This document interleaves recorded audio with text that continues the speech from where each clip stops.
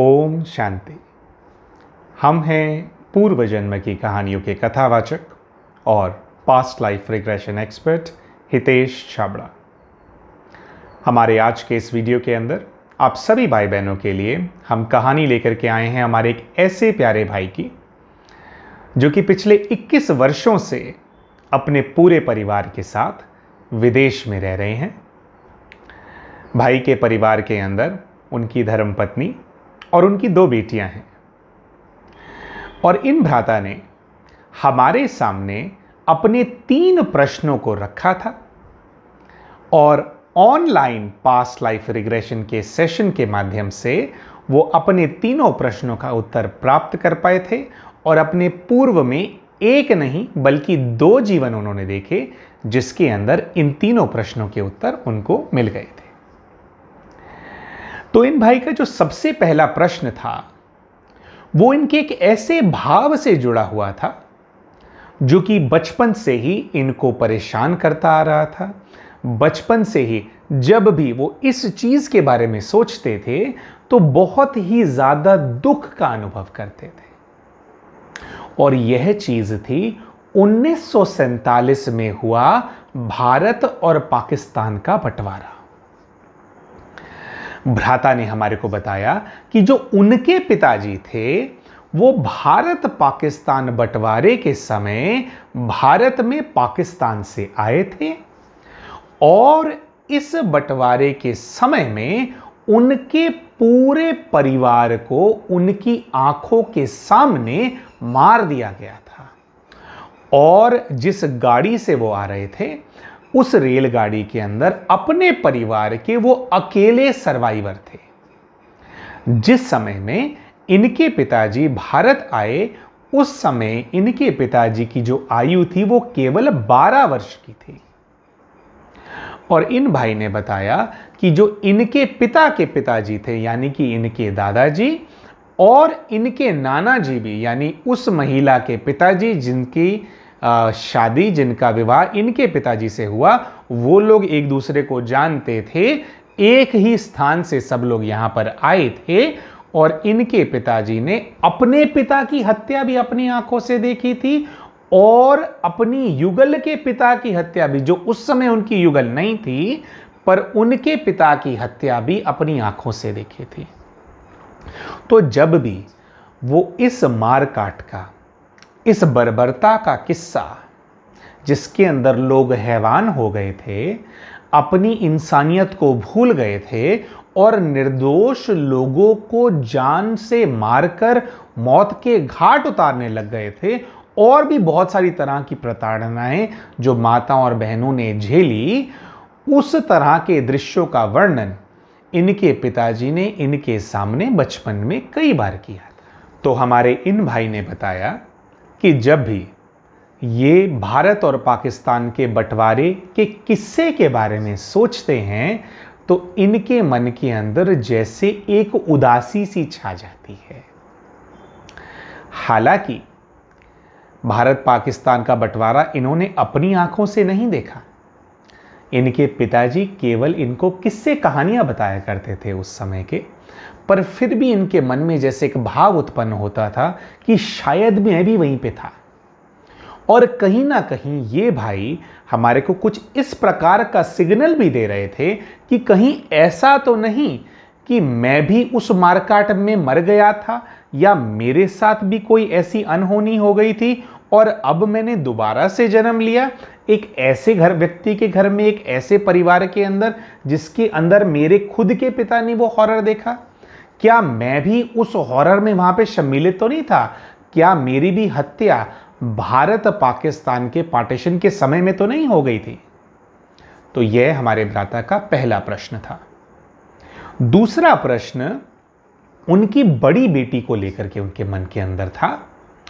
क्योंकि उनकी बड़ी बेटी को लेकर के उन्हीं के परिवार किसी महापुरुष ने ऐसी एक भविष्यवाणी सी कर दी थी जिस समय में उनकी बेटी पैदा भी नहीं हुई थी कि एक कोई ऐसी आत्मा है जिसका तुम्हारे प्रति एक कर्जा है और अपने कर्जे को वो तुमसे वसूल करने के लिए तुम्हारे परिवार के अंदर तुम्हारी पुत्री या पुत्र के रूप में जन्म लेगी। तो जो भी तुम्हारी पहली संतान होगी वो तुमसे तुम्हारा जो उसका कर्जा तुम्हारे ऊपर बकाया है उसको लेने के लिए तुम्हारे पास पैदा होगी। तो भाई ने हमारे को बताया कि हालांकि मैंने इतना ज्यादा विश्वास नहीं किया था, क्योंकि ऐसा होता भी है, कभी कभी ये चीजें गलत निकल आती हैं, पर जब से मेरी बड़ी बेटी ने मेरे परिवार के अंदर जन्म लिया है तो उनकी सेहत कुछ बचपन से ऐसी रहती है कि उनकी सेहत के ऊपर बहुत ज्यादा खर्चा मैं बचपन से लेकर के आज तक करता आया हूं। और आश्चर्यजनक बात तो यह है कि उनकी बेटी को कोई भी ऐसा मेडिकल एलिमेंट नहीं है जिसकी वजह से वो कोई हैंडीकैप हो गई हो, या माने उनका कोई अंग ठीक से काम ना करता हो, या इंटरनली भी जैसे कुछ बच्चों को हृदय में समस्या होती है, कुछ बच्चों को लिवर के अंदर समस्या होती है, किडनीज के अंदर समस्या होती है। ऐसी किसी भी प्रकार की समस्या उनकी बेटी के साथ नहीं है, पर फिर भी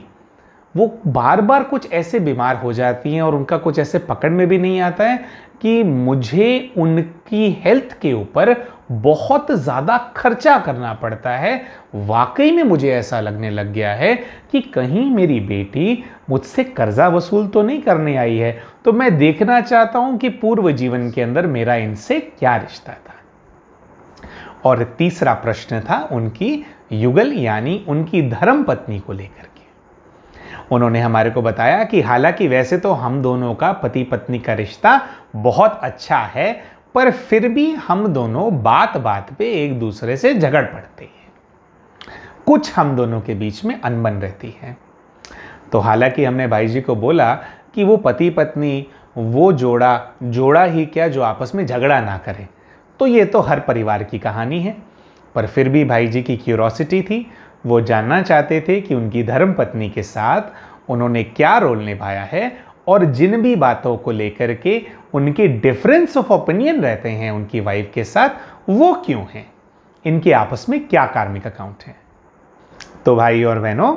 हमने इन भाई का पास्ट लाइफ रिग्रेशन किया, और जब इनका पास्ट लाइफ रिग्रेशन किया गया तो सबसे पहला दृश्य अपने पहला जो फर्स्ट जिस जन्म के अंदर ये गए जो इन्होंने देखा, उसके अंदर इनको एक खुला मैदान नजर आने लगा। उस खुले मैदान के अंदर जब हमने इनको खुद को आइडेंटिफाई करने के लिए कहा तो इनको ऐसा नजर आया कि इन्होंने अपने पैरों के अंदर काले रंग के जूते पहने हुए हैं, इनके हाथ खाली हैं और सफेद रंग का कुर्ता पजामा इन्होंने खुद को पहले पहने हुए देखा। जब इनसे हमने इनके फाइनेंशियल स्टेटस के बारे में इंक्वायर किया, यानी कि आप देखिए और बताइए कि जो व्यक्ति है आर्थिक रूप से क्या ये एक सशक्त व्यक्ति आपको नजर आ रहा है या कमजोर व्यक्ति नजर आ रहा है, उस दृष्टि से तो इन्होंने बताया कि नहीं, मैं ठीक ठाक परिवार का एक व्यक्ति खुद को देख पा रहा हूं, मेरे को ऐसे किसी चीज की कोई कमी नहीं है, और मैं ऐसा देख रहा हूं कि जैसे मैं एक मैदान में खड़ा हुआ हूं और उस मैदान के अंदर घास उगी हुई है। हमने इनसे पूछा कि आप इस मैदान में क्या करने के लिए आए हैं, तो भाई ने बताया कि मैं यहां पर किसी का इंतजार कर रहा हूं। और जैसे ही इनका इंतजार खत्म हुआ, यानी थोड़ी ही देर में जैसे हमने प्रोब किया कि जिनका आप इंतजार कर रहे हैं आप ऐसा फील कीजिए कि वो वहां पे आ गए हैं, तो इनको ऐसा नजर आने लगा कि जैसे वहां पर एक और व्यक्ति जो कि लगभग इन्हीं की उम्र का था, इन्होंने खुद को 24-25 वर्ष का देखा था, और 24-25 वर्ष का ही एक और कोई भाई, एक और व्यक्ति इनसे वहां पर मिलने के लिए आया। जब ये दोनों एक दूसरे से बात करने लगे और जो दृश्य इनको अपने सामने नजर आने लगा, उससे ऐसा समझ में आया कि ये दोनों व्यक्ति बहुत ही अच्छे मित्र हैं। और ये दोनों व्यक्ति बस वहां पर घूम रहे थे, जैसे घूमने के लिए दोनों बाहर आए थे, सैर करने के लिए दोनों बाहर आए थे, और थोड़ा समय इन्होंने खुद को उनके साथ बातें करते हुए देखा। उसके बाद अगले दृश्य के अंदर इन्होंने खुद को और उस व्यक्ति को घर वापस जाते हुए देखा, यानी कि एक मैदान में ये खड़े थे और अपने घर की तरफ, अपने गांव की तरफ ये दोनों जा रहे थे। इन भाई ने कुछ ऐसा दृश्य देखना शुरू किया।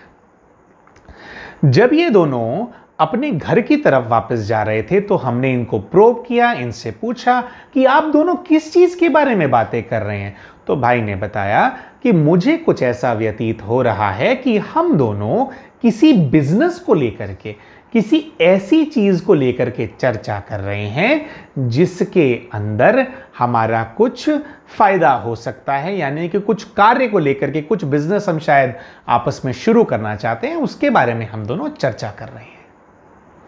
हमने भाई से पूछा कि आप देखिए कि आपका उनसे रिश्ता कैसा है, क्या रिश्ता अच्छा है। कभी कभी क्या होता है, ऊपर से तो लोग दोस्त होते हैं पर अंदर से अंडर करंट्स होते हैं। तो उन्होंने बोला कि नहीं, बहुत ही हम दोनों का अच्छा रिश्ता है, एक दूसरे के प्रति बहुत ही ज़्यादा सम्मान है और बहुत ज़्यादा एक दूसरे को लेकर के विश्वास भी है।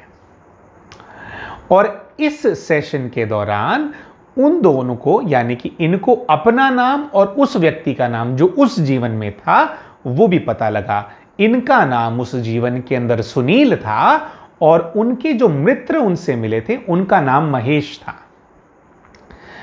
जब इनसे हमने इंक्वायर किया कि ये जो गांव जहां पर आप रहते हैं ये स्थान कहां पर है, तो भाई जी ने हमारे को बताया कि मुझे ऐसा महसूस हो रहा है कि यह जो स्थान है ये उत्तर प्रदेश में कहीं पर पड़ने वाला गांव है। हालांकि अपने गांव का, आसपास के शहर का नाम वो एग्जैक्टली तो आइडेंटिफाई नहीं कर पाए थे, पर उन्होंने खुद को उत्तर प्रदेश का रहने वाला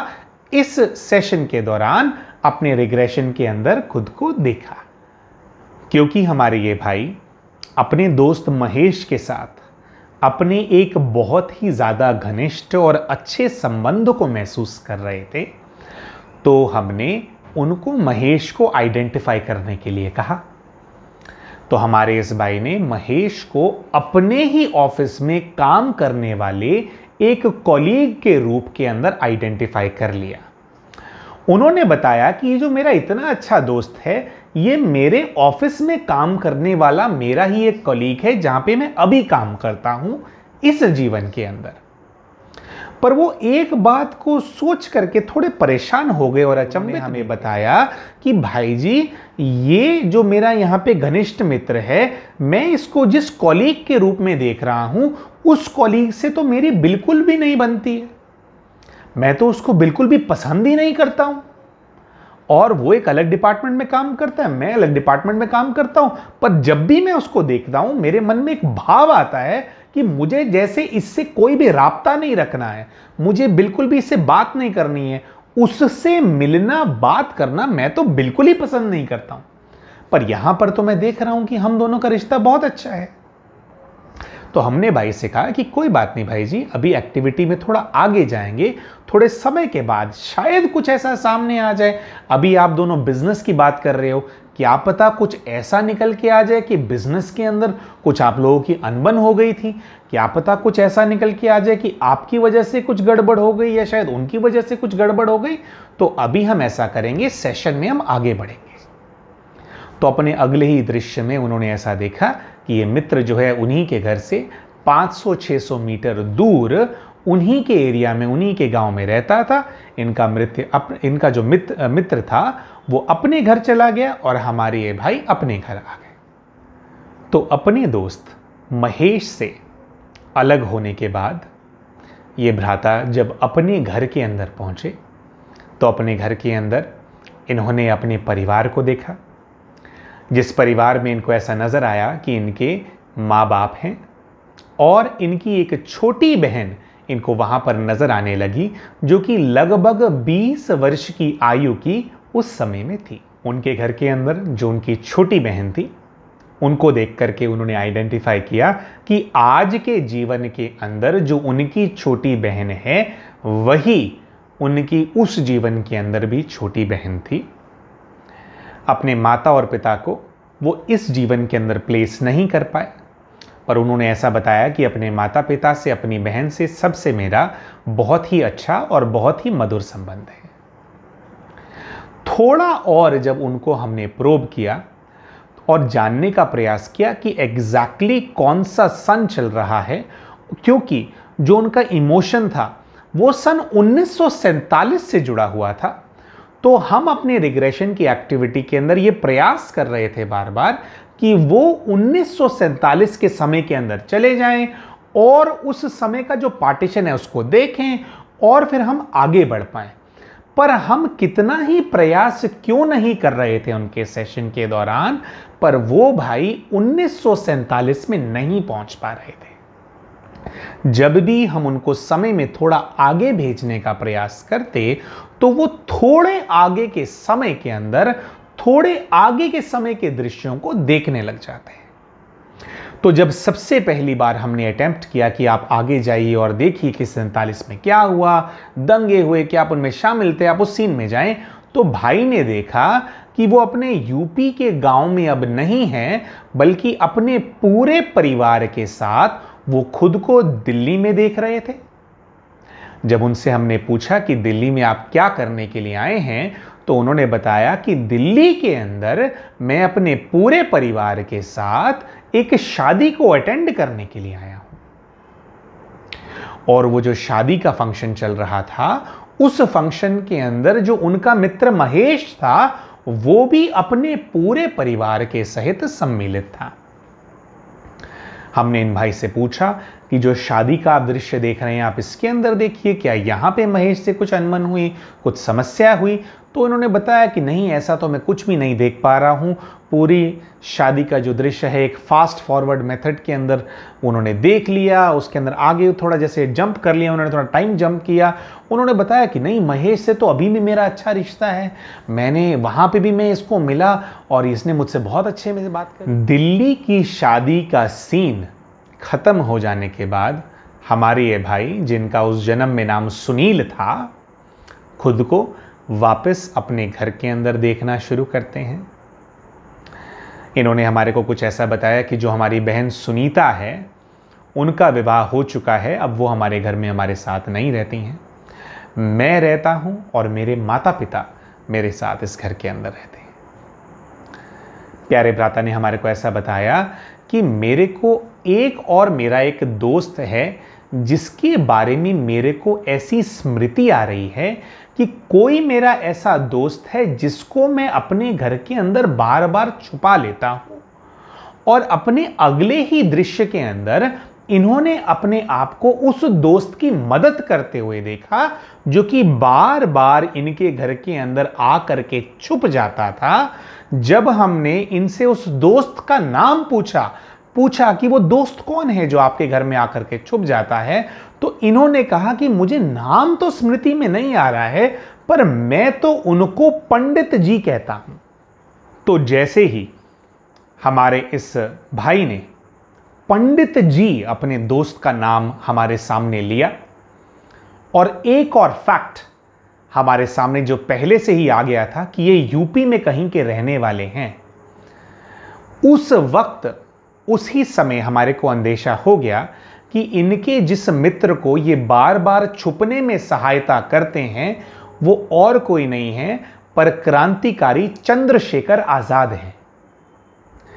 हमारे वीडियो को देख रहे सभी वो भाई बहन जिनको क्रांतिकारियों के बारे में, जिन्होंने थोड़ा बहुत पढ़ा है, उनके बारे में थोड़ी बहुत भी नॉलेज है, वो इस बात को पहले से जानते होंगे कि चंद्रशेखर आजाद जी को पंडित जी के नाम से संबोधित किया जाता था। हालांकि शुरू में जब इन्होंने बताया कि मैं तो उनको पंडित जी बोल करके संबोधित करता हूं, तो ये इस बात को तब तक आइडेंटिफाई नहीं कर पाए थे कि जिस व्यक्ति को ये अपने घर के अंदर छुपाते हैं वो दरअसल कोई क्रांतिकारी है। धीरे धीरे इनकी स्मृतियां बढ़ने लगी और धीरे धीरे इन्होंने खुद को एक ऐसे जोन में पाया, एक ऐसे भाव के अंदर पाया जिसके अंदर ये अपने मित्र महेश से नफरत करने लग गए थे। तो हमने उनसे पूछा कि पहले आप नफरत नहीं करते थे, अभी आपने पंडित जी का जिक्र किया और अब आप मुझे अचानक से ऐसा बता रहे हैं कि अब आप अपने आप को एक ऐसे दृश्य में देख रहे हैं जिसमें आप उससे नफरत करने लग गए हैं। तो ऐसा क्या हो गया है, ऐसा महेश ने क्या कर दिया है? तो हमारे इन भ्राता ने हमारे को बताया कि जो महेश है, दरअसल वो पुलिस का खबरी है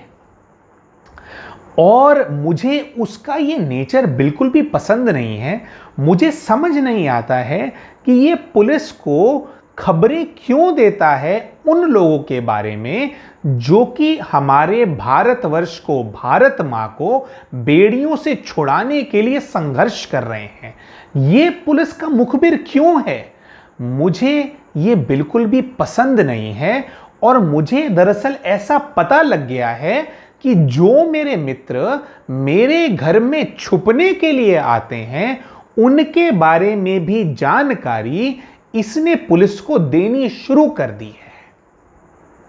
हमने इनसे पूछा कि जिन मित्र को आप पंडित जी कहकर के संबोधित कर रहे हैं, क्या वही आपके अकेले मित्र हैं जो कि क्रांतिकारी हैं या भारत मां को स्वतंत्र कराने के संघर्ष से जुड़े हुए हैं? तो हमारे इन भाई ने हमारे को बताया कि नहीं, वो अकेले नहीं हैं, 3-4 दोस्त और हैं।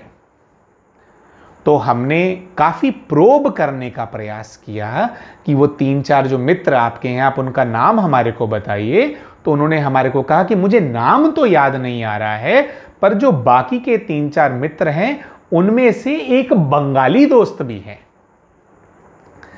पर फिर भी काफी देर प्रोब करने के बाद जब वो दूसरे क्रांतिकारी साथियों का नाम नहीं बता पाए,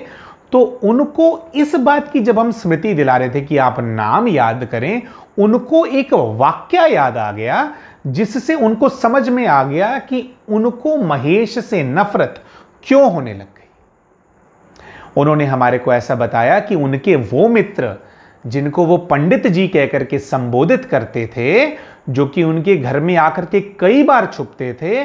उनका एक पार्क के अंदर एनकाउंटर हुआ है, जिस एनकाउंटर के अंदर उनकी गोली लगने से, उनको गोली मारी गई है, गोली लगने से उनकी मृत्यु हो गई है। मुझे कुछ ऐसा याद आ रहा है, कुछ ऐसी मेरे अंदर स्मृति आ रही है। और जहां तक मुझे नॉलेज है, ये जो महेश है,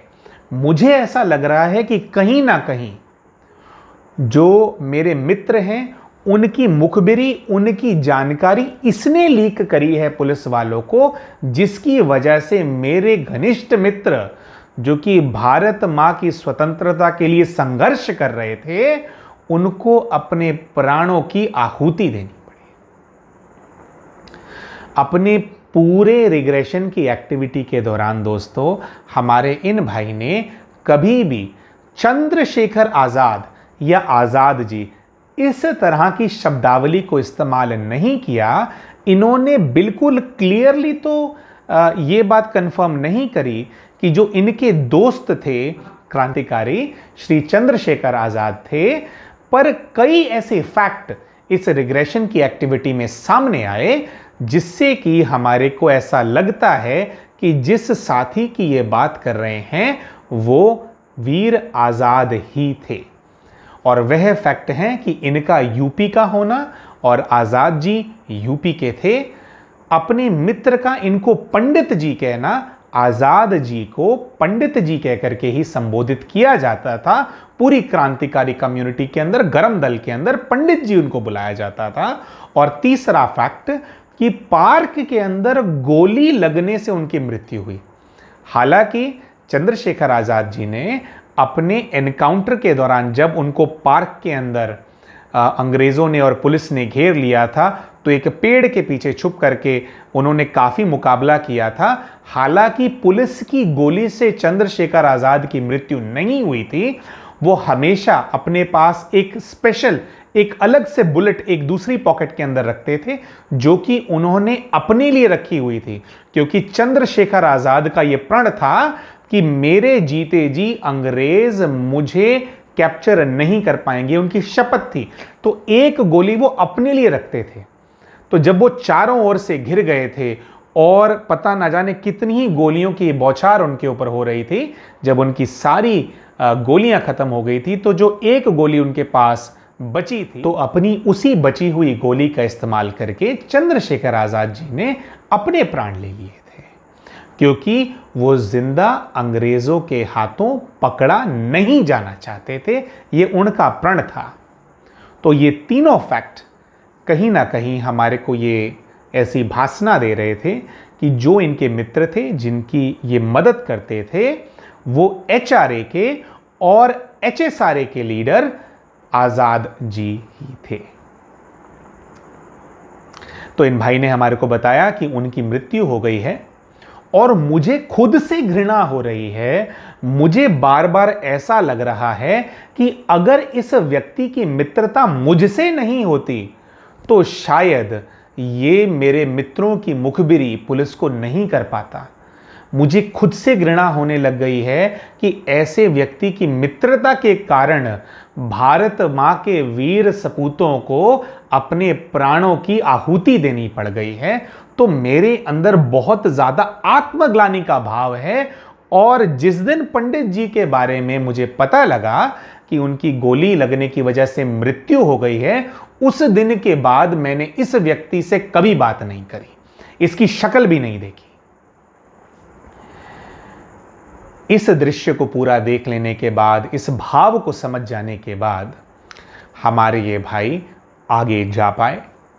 1947 का बंटवारा हमारे इस भाई ने देखा। हमने 1947 के अंदर इस भाई से पूछा कि क्या आप ऐसे किसी दृश्य को देख रहे हैं जिसके अंदर आप एक रेलगाड़ी के अंदर हैं या आप कहीं पे हैं जहां पर मारकाट हो रही है, क्या आपके साथ ऐसा कुछ हो रहा है? तो भाई जी ने बताया कि नहीं, मैं बहुत ज़्यादा सेफ इलाके के अंदर हूं, ऐसा कुछ नहीं हो रहा है जहां पर मैं हूं। पर हाँ, यहां पर खबरें आती रहती हैं, रोज़ खबर में पढ़ता हूं कि आज इतने लोग मर गए, आज उतने लोग मर गए। और मेरे मन के अंदर यह भाव है, क्या इसीलिए लाखों लोगों ने अपने प्राणों की आहुति दी? क्या इसीलिए मेरे दोस्तों ने कुर्बानी दी? ये देखने के लिए उन लोगों के साथ जिनके साथ हम हंस खेल करके बड़े हुए, पूरा जीवन देखा, अचानक से कुछ महीनों के अंदर ही माहौल ऐसा बदल गया कि सब छोड़ छोड़ करके अपने घरों को जा रहे हैं,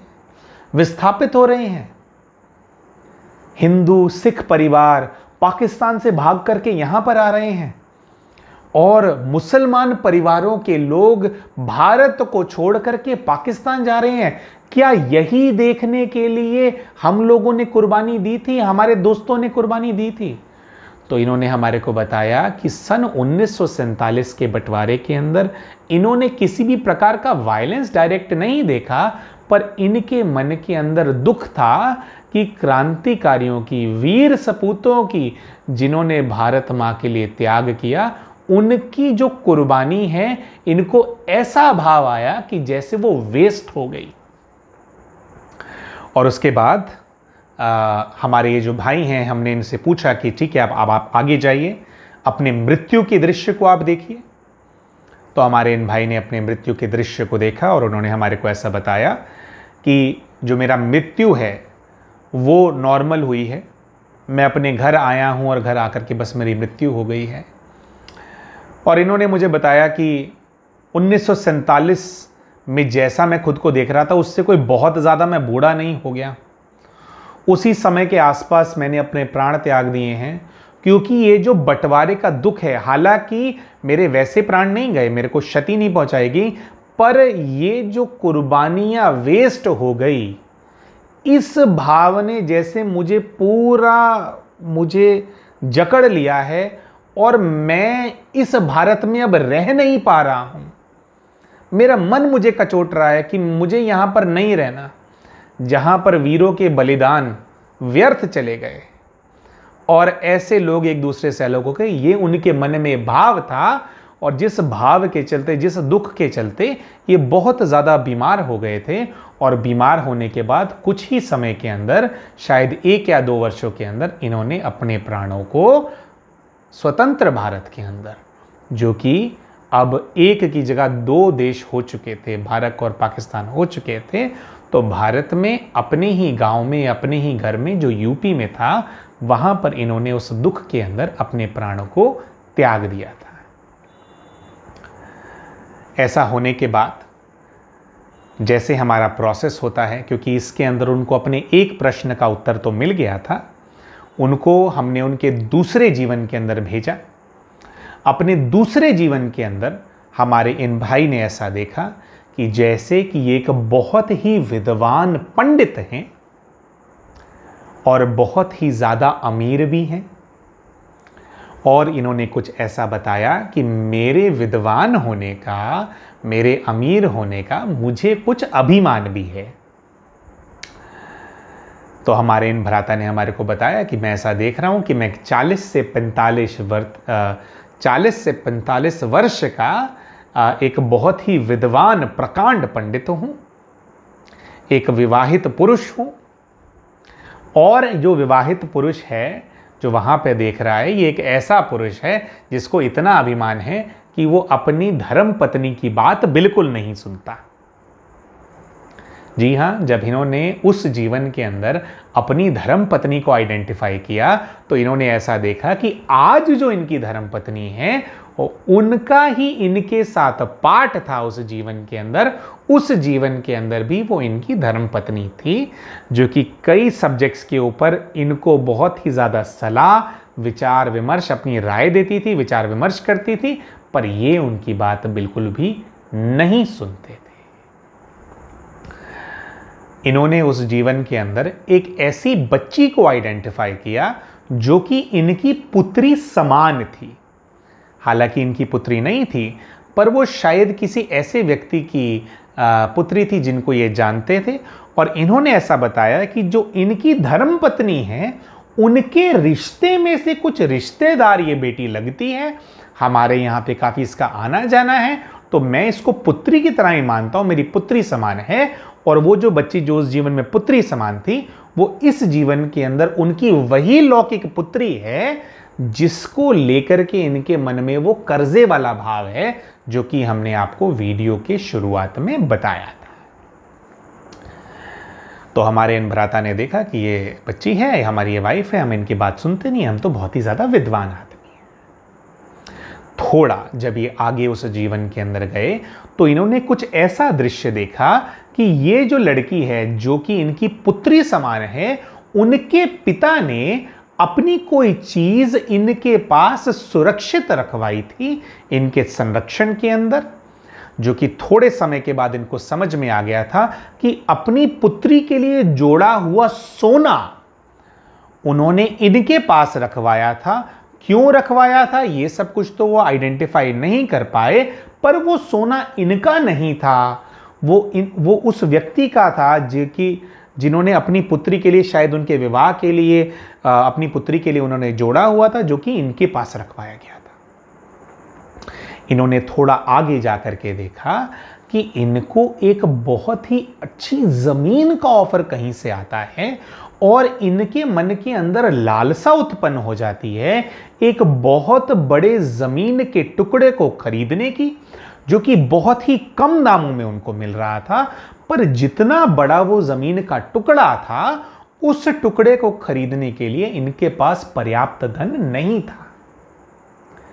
तो जैसा कि आप भाई बहन समझ ही गए होंगे, उस अपर्याप्त धन की पूर्ति करने के लिए हमारे इन भाई ने उस सोने को,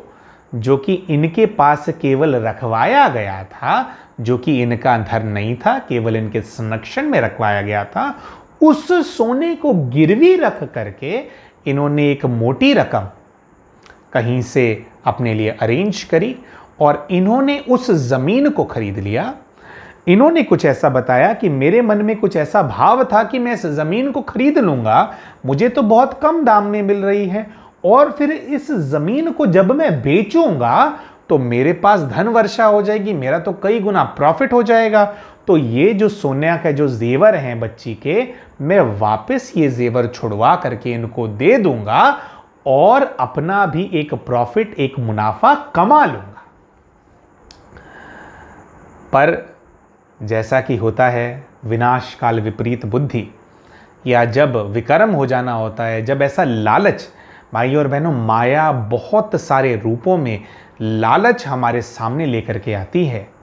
और ऐसे ही एक ट्रैप में ये अपने उस जीवन के अंदर फंस गए। इन्होंने ऐसा बताया कि जो मेरी धर्म पत्नी वहां पर मुझे नजर आ रही हैं, वो मुझे बहुत ज्यादा रोक रही हैं कि देखिए, आप इस लालच में न पड़ें, हमारे पास जरूरत से बहुत ज्यादा परमात्मा ने दिया हुआ है। हमारे को इस जमीन की कोई जरूरत नहीं है। लालच में आकर के आप उनका जो धन है, आपके पास धन है तो बेशक आप खरीद लें, पर उनके गहनों को गिरवी रख करके आप धन एकत्रित न करें। ये पराया धन है, ये हमारा नहीं है, तो आप उसको रहने दें। पर इन्होंने अपनी जो धर्म पत्नी है उनकी एक बात नहीं मानी, और गिरवी रख करके जब इन्होंने वो ज़मीन खरीद ली तो थोड़े टाइम बाद इनको समझ में आ गया कि वो जो ज़मीन थी वो किसी प्रकार के विवाद में थी, डिस्प्यूटेड लैंड थी। वो व्यक्ति जिसने ज़मीन बेची थी वो पूरी तरह से उस ज़मीन को ओन ही नहीं करता था। उस ज़मीन को खरीदने के लिए जो सारा धन इन्होंने खर्च किया था वो सारा का सारा धन बर्बाद हो गया। तो ऐसा जब भाई ने देखा तो उनको समझ में आया कि मेरा वो सारा धन खराब हो गया था, ना तो वो पैसा मेरे काम आया और ना ही मैं उस बच्ची को उसका सोना दे पाया। मेरी वजह से उनका भी धन नष्ट हो गया था। और अपनी जो पत्नी की तरफ जब वो देख रहे थे तो वो उनको ट्रांस में भी वो स्मृति थी। उन्होंने हमारे को बताया कि जो हमारी युगल हैं हम उनकी भी अभी भी बात नहीं सुनते हैं, हमारे को उनकी बात सुननी चाहिए। और हमारे इस वीडियो को देख रहे जितने भी भाई हमारे इस वीडियो को देख रहे हैं, हम उन सभी से विनम्र निवेदन करना चाहेंगे और ये बताना चाहेंगे कि हमारे अपने जीवन के अंदर भी हमने बहुत सारी ऐसी गलतियां करी हैं। जो भाई होते हैं अमूमन तौर पर उनको बाहर की दुनिया देखने का थोड़ा एक्सपीरियंस ज़्यादा होता है, तो कभी कभी जो हमारी अर्धांगिनी होती हैं, हमारी धर्मपत्नी होती हैं, हम उनकी बातों को वैल्यू कम देते हैं या उनकी बातों को हम वैल्यू नहीं देते हैं। पर परमात्मा ने जिस देवी को हमारे जीवन के अंदर हमारी अर्धांगिनी बना करके हमारे साथ जोड़ा है, हमारे हर बड़े निर्णय के अंदर, छोटे निर्णय के अंदर भी हमारे को उनसे विचार विमर्श ज़रूर करना चाहिए और उनकी राय को अपने जीवन के अंदर इंपॉर्टेंस देनी चाहिए। क्योंकि जब वो राय देते हैं तो उनको परमात्मा ने राय देने के लिए हमारे जीवन में निमित्त बनाया है, तभी वो हमारे धर्मपत्नी हैं। उनकी बात की पूरी वैल्यू हमारे को करनी चाहिए, उनका जो ड्यू सम्मान है वो उनको हमारे को देना चाहिए। तो हमारे जो भाई हैं अपने इस ट्रांस के जोन के अंदर, अब इस जीवन के बाद वो जैसा कि प्रोसेस होता है, वापस आने से पहले एक बार वापस जाकर के वो अपने स्पिरिचुअल गाइड से मिलते हैं। तो जब हमारे भ्राता अपने स्पिरिचुअल गाइड के पास गए और इन्होंने अपने लिए मैसेज लिया कि आगे अब मुझे क्या करना है, तो उनके स्पिरिचुअल गाइड ने उनको ये संदेश दिया कि बच्चे, तुम्हारा इस आत्मा के प्रति जो कर्जा था वो लगभग पूरा हो गया है। उनकी जो बेटी है, उन्होंने ये भी बात बताई थी, हालांकि हम वीडियो में बताना वो बात भूल गए, उनका विवाह तय हो चुका है और अपनी इस पुत्री का कन्यादान करने का सौभाग्य इन भ्राता को अगले कुछ ही महीनों के अंदर प्राप्त होने वाला है। तो उनके स्पिरिचुअल गाइड ने उनको बताया कि जब तुम अपनी पुत्री का कन्यादान कर दोगे, अपनी सारी जिम्मेवारियां इस जीवन में निभा लोगे, जो सोना शायद उस जीवन में देना रह गया था वो सारी रिस्पॉन्सिबिलिटी अब खुद सगे पिता बन करके जब निभा लोगे, तो तुम्हारा इस बच्ची के प्रति जो भी कर्जा रह गया है बकाया, उससे तुम पूरी तरह से मुक्त हो जाओगे। तो इसी प्रकार से भाई और बहनों, हमारे ऑनलाइन किए हुए पास्ट लाइफ रिग्रेशन के सेशन के माध्यम से हमारे भाई अपने जीवन के सभी उत्तरों का, सभी प्रश्नों का उत्तर प्राप्त कर पाए थे। अगर आपको हमारा ये वीडियो पसंद आया है तो हमारे इस वीडियो को लाइक करें, हमारे चैनल को सब्सक्राइब करें, और अगर आप रेगुलरली हमसे हमारे सेशंस के बारे में या हमारे आने वाले वीडियोस के बारे में या कब हम लाइव आ रहे हैं इसके बारे में जानकारी प्राप्त करना चाहते हैं, तो हमारे इसी वीडियो के डिस्क्रिप्शन के अंदर हमने अपने व्हाट्सएप ग्रुप का लिंक शेयर किया हुआ है, जिसको हम पर्सनली ऑपरेट करते हैं। आपसे निवेदन है हमारे उस लिंक का इस्तेमाल करके आप हमारे व्हाट्सएप ग्रुप को भी ज़रूर ज्वाइन करें। ओम शांति।